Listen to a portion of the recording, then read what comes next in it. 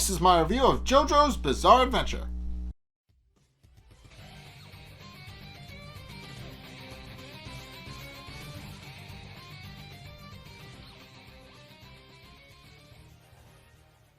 Okay, so in this episode, Jotaro has to win back the souls of his friend and grandfather from Daniel D'Arby, who we met last episode, and who almost single-handedly defeated the entire Joestar group by himself. So he's kind of a dangerous stand user. Not so much in terms of physical power, but in terms of being able to win by very easy to win conditions.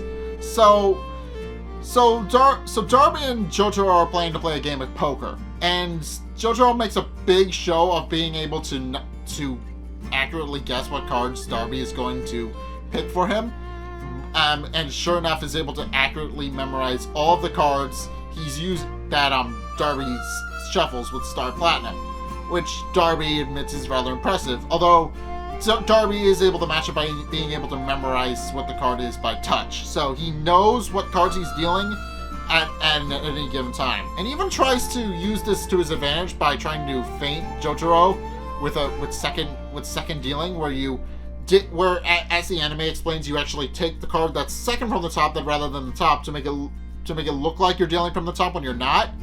And he uses this to attempt to bluff Jotaro and beat him, but Jotaro sees right through it, breaks his finger. At which point D'Arby proclaims that he's no longer fighting for Dio, but for his own reputation as a gambler. At which point they decide to grab a kid from nearby and have him deal the cards, and Jojo immediately loses some of his chips, with the conditions being that if D'Arby gets all of the white chips, then Jotaro will have lost and loses his soul. While he splits Polnareff and Joseph's soul into 6 equal pieces and uses them as gambling chips for himself. So the rules are, if he gets all 6 chips, if he gets all 6 chips for both, he'll have successfully rescued 1 soul. But if he gets all 6 of Jotaro's chips, then Jotaro will lose his soul.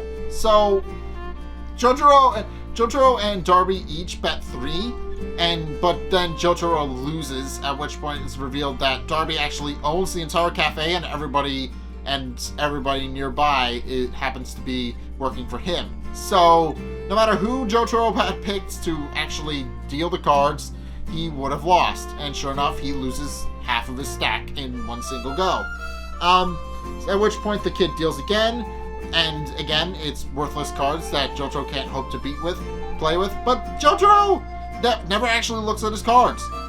So D'Arby is revealed to have 4 of a kind. He has 4 kings, so he can't lose. He really can't lose unless Jotaro somehow has full aces. But he knows that all of Jotaro's cards are worthless, so Jotaro has no chance of winning. However, Jotaro manages to bluff him. He refuses to look at his cards and even raises Abdul's soul, and with Abdul's approval, as Abdul believes in Jotaro and believes that if he thinks he has a shot in hell of winning, that he'll trust in him and trust his judgment. So D'Arby is a little concerned, but not much, as he continues to place more of his soul chips in, and even says that Jotaro will need to raise it with Kakyoin soul, as he's able to steal the souls of other people if Jotaro gives him written permission to do so. And sure enough, he signs up Kakyoin soul, with the other condition being that if Jotaro at any point forfeits the match, he'll give up Kakyoin soul in place of his own. So Jotaro obviously raises it, and which concerns D'Arby, as D'Arby knows Jotaro's cards are useless, but at the same time he's also concerned, which isn't helped by the fact that Joseph in the few minutes since has had Star Platinum fetch him a cigarette and a drink, which makes D'Arby start to second guess whether or not Jotaro actually switched out his cards for something marginally more useful, without him noticing. And D'Arby begins to panic a little bit, but tries to remain composed and calm. But then Jotaro finally finishes him off by offering up his mother's soul in exchange for information on Dio's stand. And this is what finally causes D'Arby to finally crumble and crack like an egg. So D'Arby knows full well that if he tells what Deal's powers are, he will be killed for betraying him, and isn't willing to risk that. But at the same time, his confidence as a gambler shows that he probably will be fine. But it's this internal conflict that causes him to just freeze up and pass out standing up on the table, and he just falls over in a hysterical mess. At which point he releases Joseph and Polnareff's souls, as well as all the other souls he's taken over the years, because he's no longer in control of his actions anymore, and he just lets them all loose. His entire collection gone in an instant. And sure enough, it was lucky that Jotaro didn't look at his cards, because he got actually pretty useless cards. So yeah, he basically managed to bluff D'Arby until he lost with useless cards that he figured were useless. So everybody's just shocked except Jotaro, who keeps his cool composure and says that if he had looked at his cards, he probably would have lost, because he would have realized that his cards were worthless and just given up right there. So yeah, it's actually pretty interesting. So Jotaro was able to beat a gambler in his own game by just bluffing him until he stroked out. Basically, that's what happened.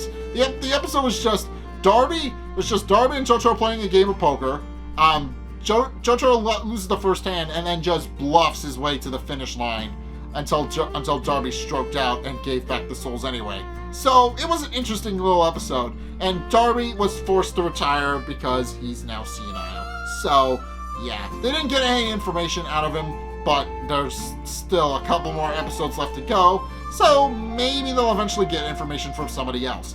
But in any case, that's my review of JoJo's Bizarre Adventure. What did you guys think? Let's get a discussion going in the comment section down below, or over on my Discord server, link in the description. Anyway, thank you guys so much for watching. If you enjoyed, be sure to like, comment, and subscribe.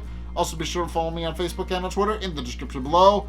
And also, check out my Patreon in the description below as well. It's only a couple bucks a month. It really helps me out, and you guys get access to a bunch of cool perks that are my way of saying thanks, so be sure to check those out in the description below as well. But in any case, thank you guys so much for watching, and until next time, I'll see you guys in the next video. Peace!